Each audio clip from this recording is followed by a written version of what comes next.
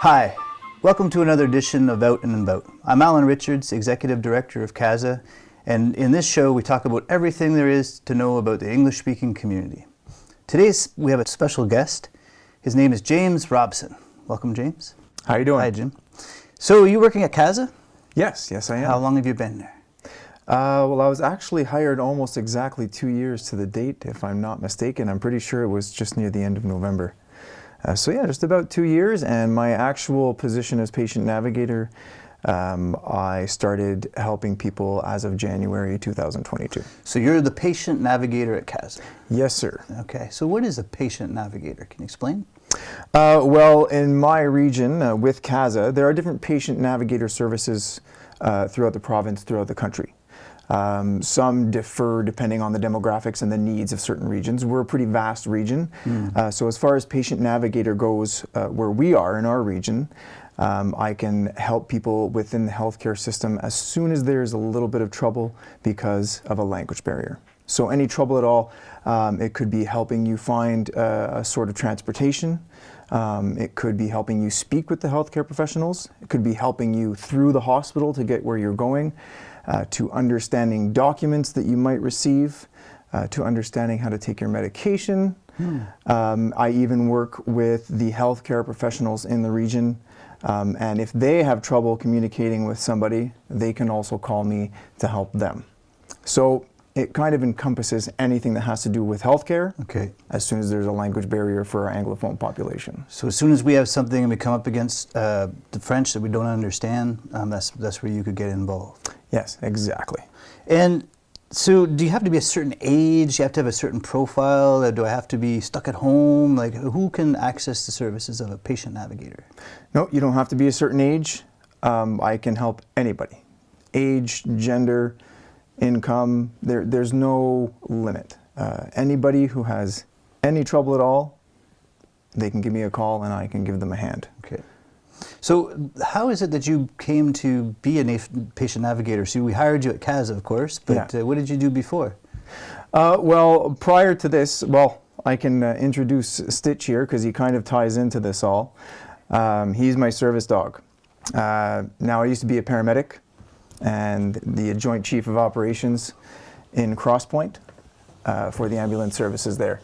I was diagnosed with PTSD in 2019, so I had to stop doing that career because unfortunately I won't be able to go back. Okay. So I'm talking about it a little bit, and Stitch is like, "Oh, it's okay, Dad. It's okay." So I was off for a bit healing and getting better and doing therapy, and I had to come back to work somewhere, but I couldn't do what I was doing before.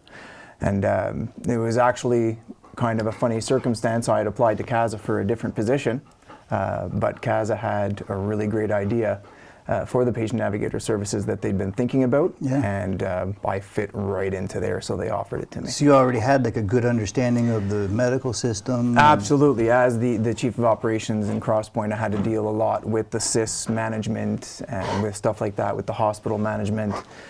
So the terminology comes pretty easily to me. Speaking with those type of people comes pretty easily to me as well. So, do you have one specific institution that you deal with, or are we talking about CLSCs, hospitals? Within the patient navigator work I'm what doing? you do now, No, any institution that the people need help are working with. There are different organizations as well, other nonprofits along the coast that try and give people a hand. That aren't always comfortable speaking English, so they often reach out to me as well, so I can help them give services. An organization like OGPAC, who helps people with cancer find the resources they need depending on what their needs are. Sometimes they have me help them translate things or contact people with some maybe sensitive information with the person's approval, of course. But sometimes it's easier when you speak somebody's language to break bad news for them, or even just get proper, clear, concise information so that I can relay that to the organization so they know exactly what the person needs and wants. I've worked with CLSCs, some psychosocial stuff with the social workers at the CLSCs. Brought me in to make sure that the communication is very clear between them and the person they're trying to help. Hospitals, even to the point of going out of region. I've worked a lot with Rimouski Hospital because a lot of our population here goes there for the oncology services, other services too, but primarily oncology. And I've found that the people there are really, really open and willing to help our Anglophone population, and most of the time they're really happy to see me. Now there are still the bad stories and the bad apples like any other profession, but in general, anybody who is working in healthcare, they're there to help. They're the type of people that want to help you. So if you have me with you or you ask about me or I'm there, they're really happy to have me there as well, so they can communicate with their patients better too. So you've made all these contacts everywhere, and you know everybody, so when you show up, they're like, hey, Jim's here. And yeah, well, it's kind of easy to make contacts when I walk into a place.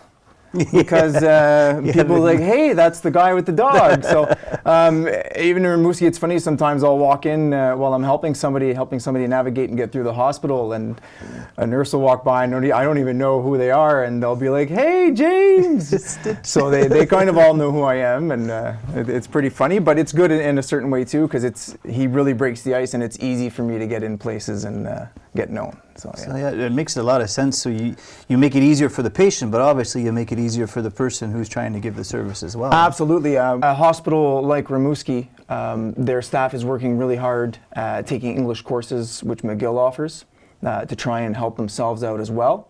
I've noticed the administrative staff getting a lot better and more efficient in English. Even when I go by myself, I'll speak in English first to see how that goes. And in general, they've been getting a lot better. As far as the medical staff goes, most doctors can speak English in general.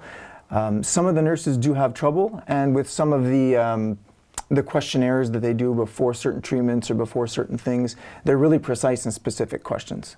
Right. And I've been there with people for one reason, and then they're going to do this questionnaire with the nurse, and the nurse is like, oh, can you come with me please, because I really want to make sure this is clear. And so yeah, it's I can go to any institution. I think that's where that question started. Yeah. And I can help anybody within it, including the patients, from the medical staff to the administrative staff. Anywhere throughout the process that I'm needed, I can be there. Well, I really like the message too, because I think a lot of us think about, the health system, and there's a little bit of anxiety out there. Am I going to be able to express myself? Am I going to understand? And so it's nice to hear that the efforts are there, and now we know that there's even help for people who might have more challenges in accessing some care. The intentions are there as well, the good intentions from the healthcare workers, like I mentioned before. They find it very frustrating too. And I can tell you that a nurse that has somebody who's really sick and going through some stuff, and she can't communicate with them very well, she doesn't go home at night feeling great about it either. So I think we have to also have a bit of understanding when we go into these situations. And somebody like me being with you or helping you out can really not only relieve your stress, but the stress of the person trying to help you too. So it all around helps everybody, which is fantastic. Yeah, like for sure. I like that. Yeah. So let's talk about the specifics. Is there a cost associated? Do I have to write a check to Jim for services? No, fortunately, we are funded.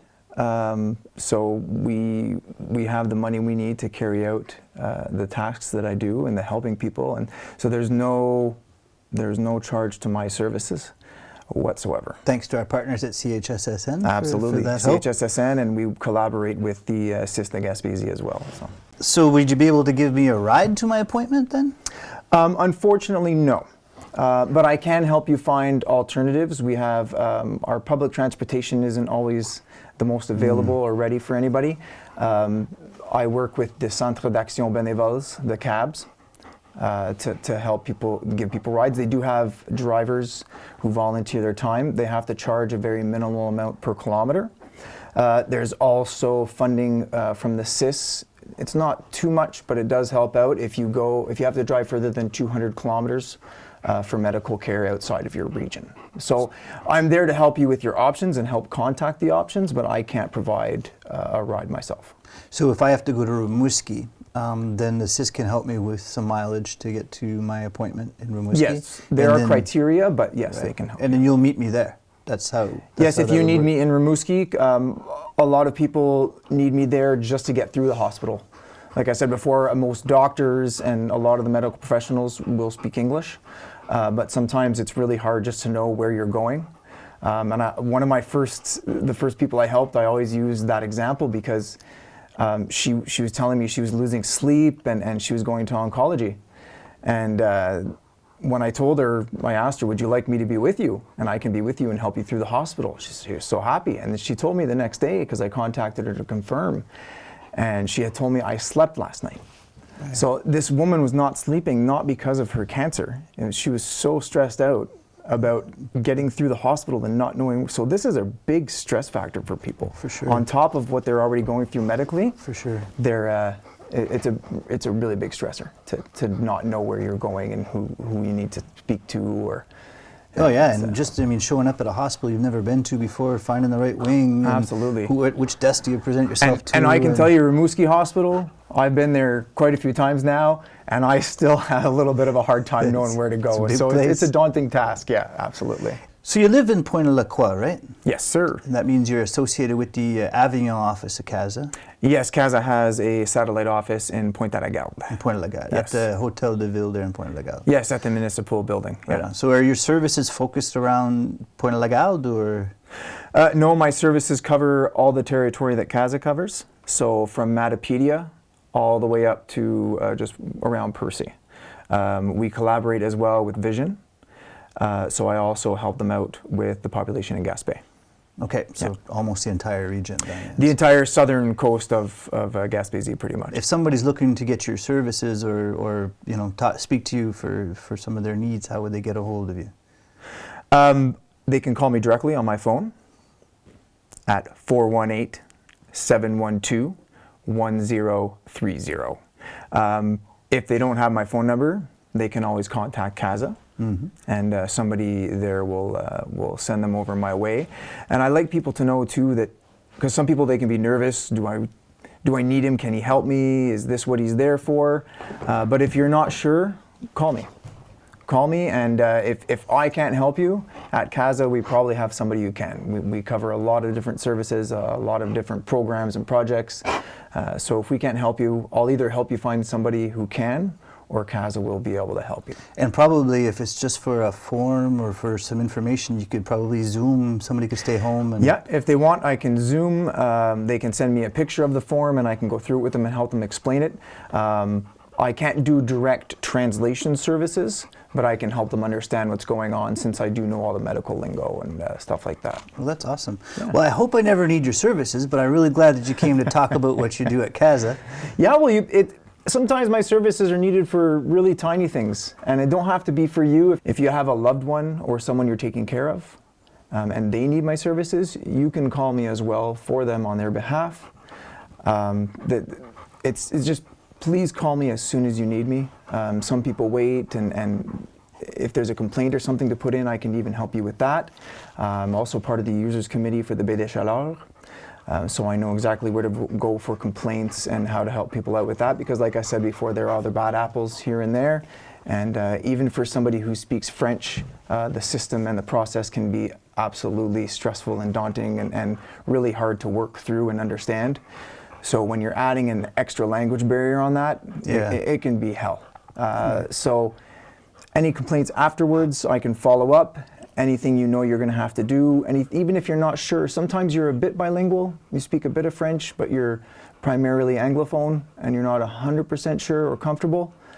I know recently I had to go to the doctor, and when I got out, I forgot to ask him a bunch of stuff. I wasn't sure what's going on. So when you're going through it, sometimes you don't think to ask certain questions or try to understand, because it's very stressful. So having me with you can really help out with that. So I guess when in doubt, give us a call. Absolutely. Right. Absolutely. Well, thank you for coming, Jim. Thank you for pleasure. bringing Stitch down to see us.